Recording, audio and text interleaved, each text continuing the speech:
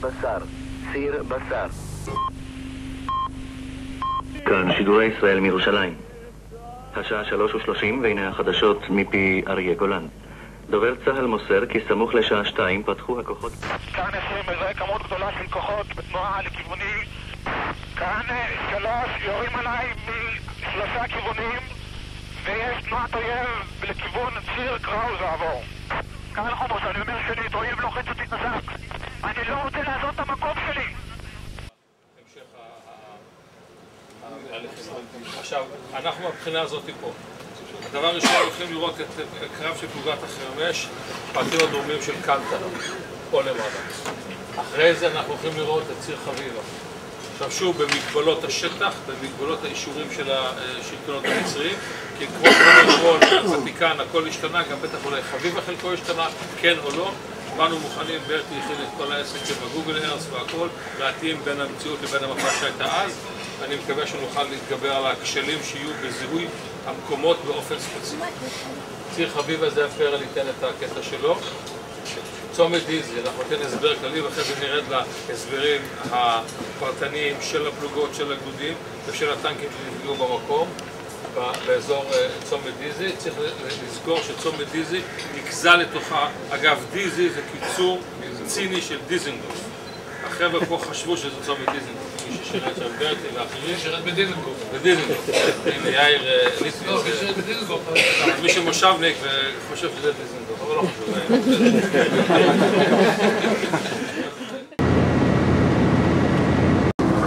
בצד שלנו הייתה סוללה מאוד מאוד גבוהה, כמובן שהיא לא קיימת, שעליה היו הרמפות של הטנקים שהיינו יורים לצד השני. עכשיו התעלה הרבה יותר רחבה כפי שאתם רואים, ותשימו לב לשוני, למדבר, לדיונות, לכל.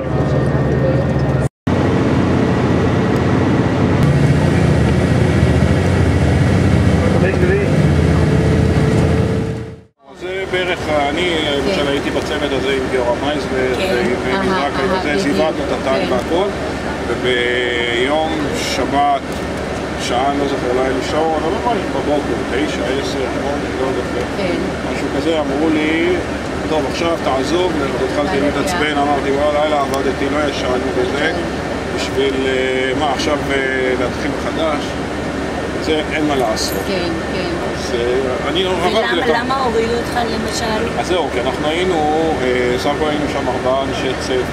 כן. ואף אחד מאיתנו לא היה מוכשר, אנחנו גמרנו קורס מת"קים, אבל לא היינו מוסמכים. אני מניח שהיה צריך להוריד מישהו מאיתנו כדי לפנות מקום למת"ק או לקצין ש... כן, כן, כן, והעלו את יאיר. כן, זו על הטנק, כן. על הטנק. לא, אני עברתי לטנק אחר. התחלתי כל העבודה מחדש. כן, כן, זה לא היה לשווא. לא, זה היה, אוקיי, זה היה גרוע, היה. נכון, נכון. And where was my uncle? Here, in this place. In this place. In this place. So it's east of Ismailia. Here you see Ismailia. Yes. Here is Timsah. Yes. Timsah Lake. Yes. From here you see, this is Tassa. Yeah. We came from Tassa to the west. Yes. We until here. Yes. Dizzy Junction. Yes. And Yair killed here in this place. After that, we return to Nozel, and we will see it today. After that, we make. עלינו על הגשר. אני אתן לכם פה בתמונה הזאת פחות את הגזרה, ואנחנו פשוט חייבים את ההסבר הזה, רבותיי, לפלוגה. עוד נקודה אחת לחומר שבני אמר לגבי התעלה. התעלה, מי שהכיר אותה באותה תקופה, הייתה תעלה ברוחב של בין 100 ל-150 מטר. המצרים הרחיבו את התעלה ל-300 מטר, ומי שראה פה פתאום ראה תעלה ענקית. כל ההרחבה הייתה לצד של המעוזים. למעשה, כל המעוזים נמחקו, נקברו, למעשה דחפו את המעוזים לתוך המים, ולמעשה בצורה הזאת הרחיבו את התעלה. מי שייכנס לגוגל ארץ ומי שלא, זה אני ממליץ לו, כי אני גולה שם הרבה, אפשר לראות שם הכל, רואים את מפרקת ממש מתחת למים. רואים את האזור, גם מעוז אזור מצמד, מי שמכיר, פשוט רואים את השרידים. הפלוגה שלנו, פלוגה ו', יושבת ברפידים יחד עם פלוגה ח' ופלוגה י', יום כיפור. כבר ב-6 בבוקר אנחנו תחת רשתות בשטח, ואני אומר מה שאמרתי תמיד, מאורגנים, גדוד למופת, מפקד למופת, חיילים למופת, מאומנים, הטנקים מסודרים, לא חסר לנו לא מקלע ולא כדור ולא משמנת, כן? להבדיל אותנו מכל הסיפורים שלא היה וכן היה. אנחנו יצאנו למלחמה כמו שגדוד צריך לצאת למלחמה. נכון שהייתה יציאה חפוזה כתוצאה מתקפת מטוסים ובשתיים פלוס מינוס כמה דקות, בעצם על בחה 3, חלק מאיתנו גם חטף, אבל ישבנו ביום כיפור בשתיים בצהריים, תחת רשתות, מנת קרב, מי שרצה, מי שלא רצה, סבבה, הלומי, לא היה איר קונדישן בשטח, כן? שתיים בצהריים יום כיפור, כל אחד ינחש מה הוא עושה, אתם מבינים? לא פשוט. כל אחד אולי חושב על הבית ועל דברים כאלה, ופתאום כל העולם שלנו השתנה בהזק אחד, טיפול רשתות בעיר, יציאה חפוזה למי שהוא לא טנקיסט, ישר עולים על הטנק, מקפלים את הרשת עצמה לתוך סל הצריח, ויאללה יוצאים בטנקים בשני טורים לכיוון החזית, כאשר פלוגה י' כמו ששמעתם נעה כבר צפונה קודם ונתקע מהגדוד שלנו. רמי? רמי? אפשר לנסוע על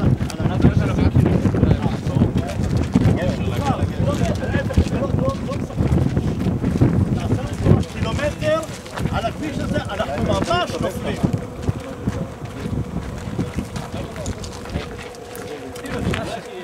אז פלידי בומן קילומטר ואין לספות.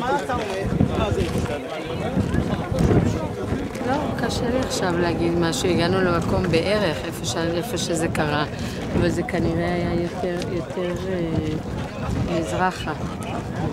תעשה זה שם, עוד מעט נצא להסביר. זה לקסיקון. זה לקסיקון הישן? זה לקסיקון הישן. עוד קילומטר, ממש, עוד קילומטר לאן? הכביש הזה שאתה רואה אותו, נבנה דרומית לטליסמן, במקביל לו כקילומטר. ואי אפשר לנסוע. רגע, איפה זה נוזל, ברטי? נוזל זה שם, אני מגיע לזה.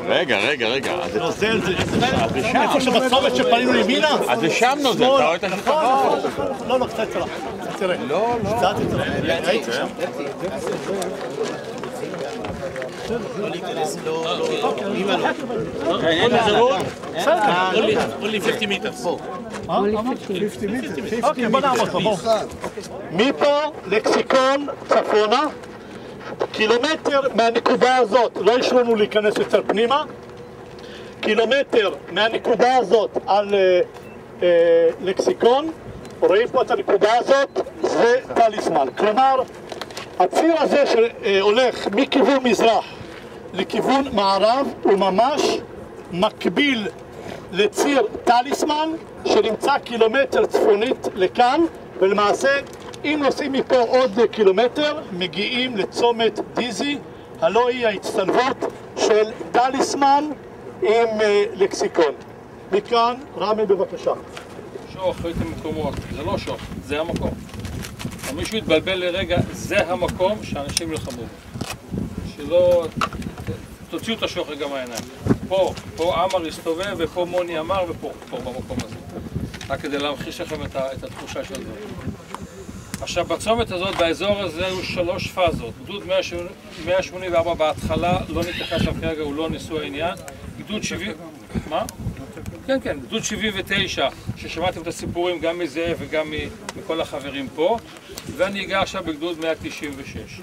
גדוד 196 הגיע לפה בפאזה השלישית, כלומר, באור ראשון, לילה האחרון, אור ראשון של ליל 6-7 לאוקטובר 73. הגדוד יצא מביר שלדה, סיפרתי לכם מקודם, 6 פלוגות שהפכו ל2, מג"ד לא מוכר, כל הסלט הזה. יצא מביר תמדה, על זאת חלים. המשימה הראשונה הייתה לפתוח את מצרי המיתלה, סיפרתי אתמול את זה. לא היה שם שום דבר, חזרנו לביר גפגפה, רק תדמיינו את המרחקים הגדולים של נסיעה של טנקים. היום כל טנק שנוסע 300 מטר מביא מוביל ולוקחים אותו. פה נסענו מאות קילומטרים בלי שום דבר, והגענו ב-12:01 בלילה לצומת טסה. צומת טסה מזרחית לנו, זה הצומת שמרכז את כל לוגיסטיקה כפי שאמרתי לכם.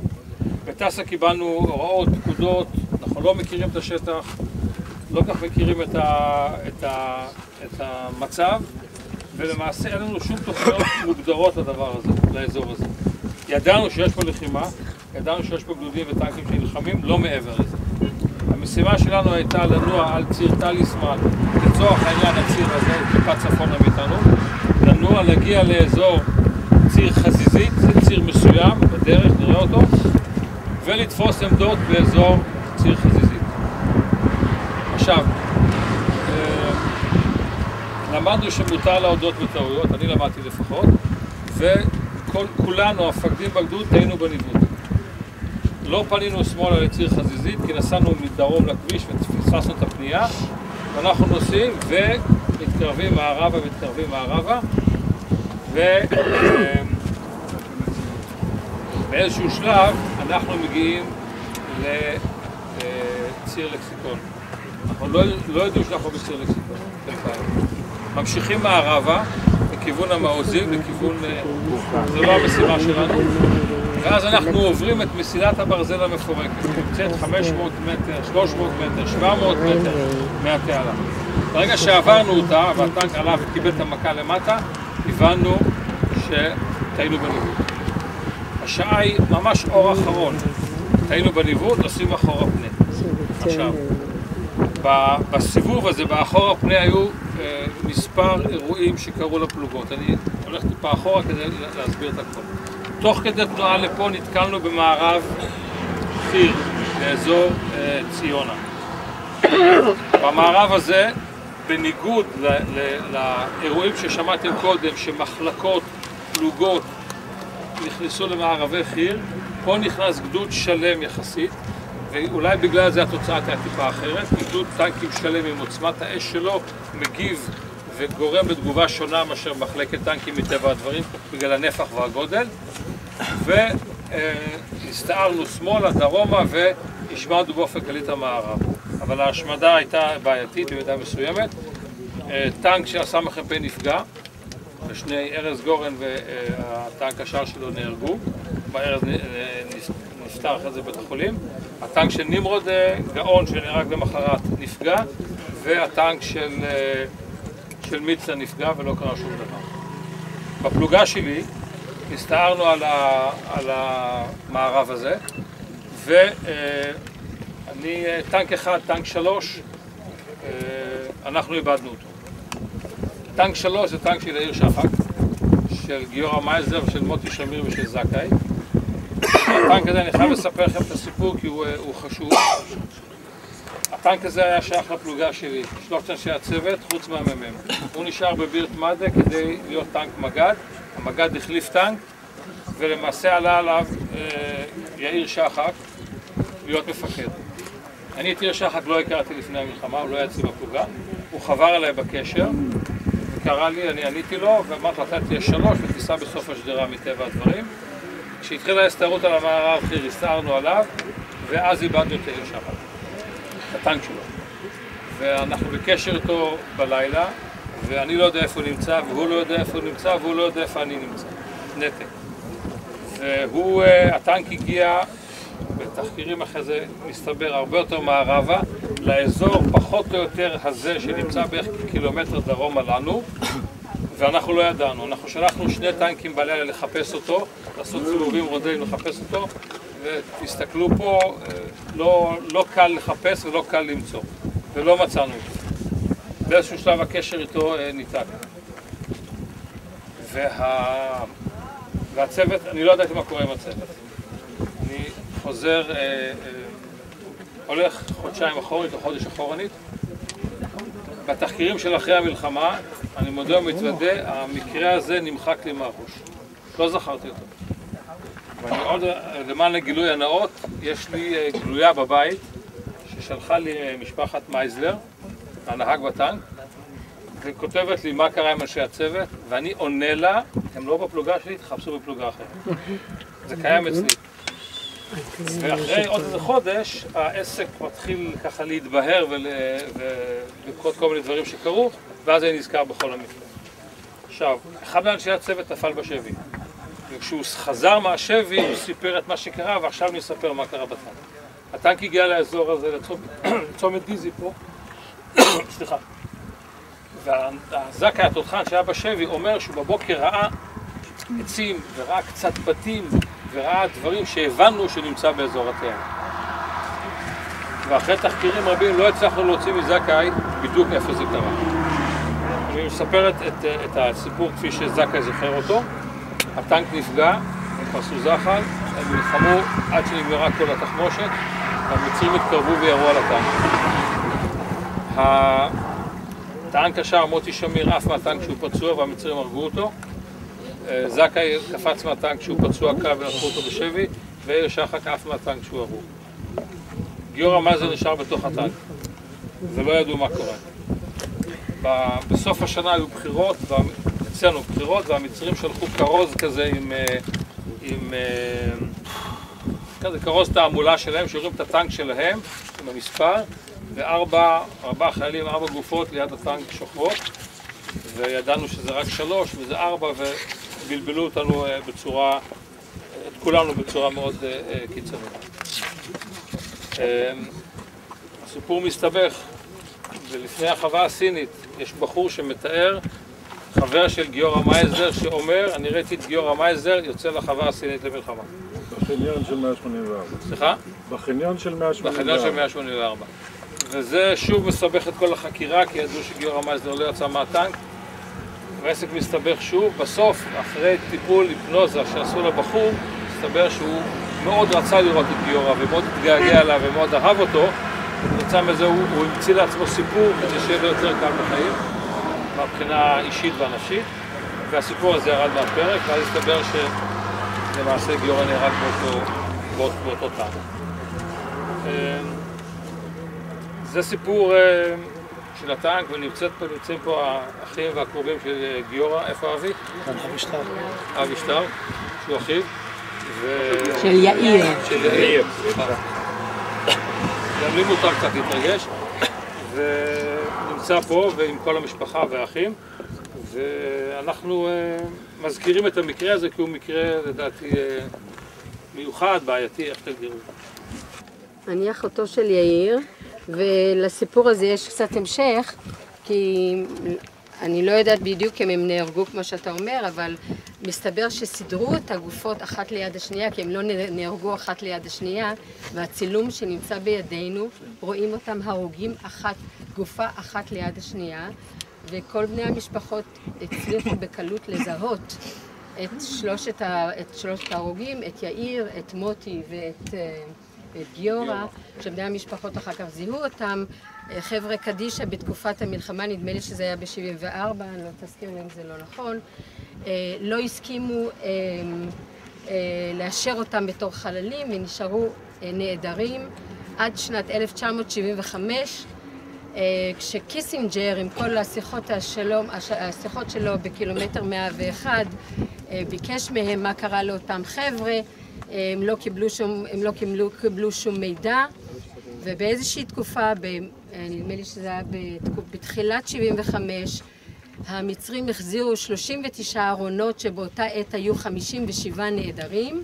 אנחנו קיווינו שיאיר יהיה ביניהם, ולא ידענו איך יסתדרו 39 נעדרים, 57 נעדרים בין 39 ארונות, אבל לאט לאט הם התחילו את תהליך הזיהוי, שלקח בזמנו 4 חודשים. זוהה גיורא ומוטי שמיר לפני יאיר. יאיר זוהה במאי 75, ורק אז הוא הובא לקבורה בקריית שאול. 20 חודש אחרי המלחמה רק אנחנו קיבלנו כביכול, זאת אומרת, את יאיר בחזרה. אז זה הסיפור שלנו, אבל פה יש לנו ספרים שהוציאה אימא וכולי, וגם איזשהו כביכול צילום שאפשר כתבה? בבקשה? כתבה שהייתה בעיתון? לא כתבה שעלתה בעיתון, אבל פה צילום של, זאת אומרת, לא הצילום עצמו, אין לי פה אותו בזה, אבל זה פחות או יותר איך שמצאו אותם, איך שהמצרים צילמו אותם. זה פה רק יאיר, אבל מוטי וגיורא, יש צילום שלהם לידם, ובעצם הם ידעו שזה הם, משום שראו חלק מהטנק פתון, היו רק 4 ספרות של הטנק, ששלוש הספרות האחרונות... 923. אחר כך, זה כמובן שכל זה נודע הרבה זמן לאחר מכן, שזה היה הטנק של יאיר. עכשיו, כשאלי זכאי הוחזר, משום שזה לא היה, יאיר לא היה המפקד האורגני שלהם, הוא לא זכר את שמו של יאיר, והוא שיבש את שמו, והוא לא מסר את השם יאיר שחר, כי הוא כנראה אמר מאיר שחר, וזה אחר כך גם הוסיף לבלבול שלא ידעו בדיוק אם יאיר היה על הטנק הזה או לא. lopen nu ongeveer naar de plek waar Jair is gegaan.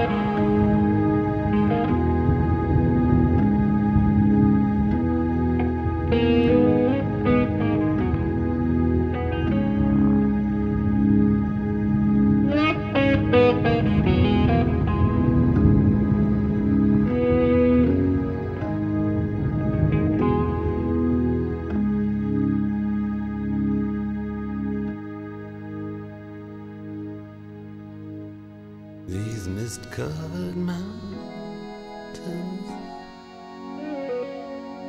are a home now for me, but my home is the lowlands, and always will be. Someday you'll return to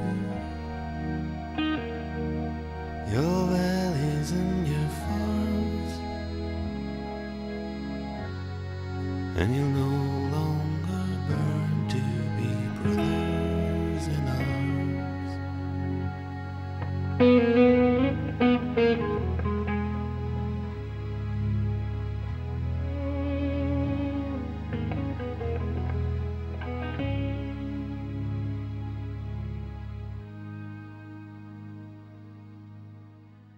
Through these fields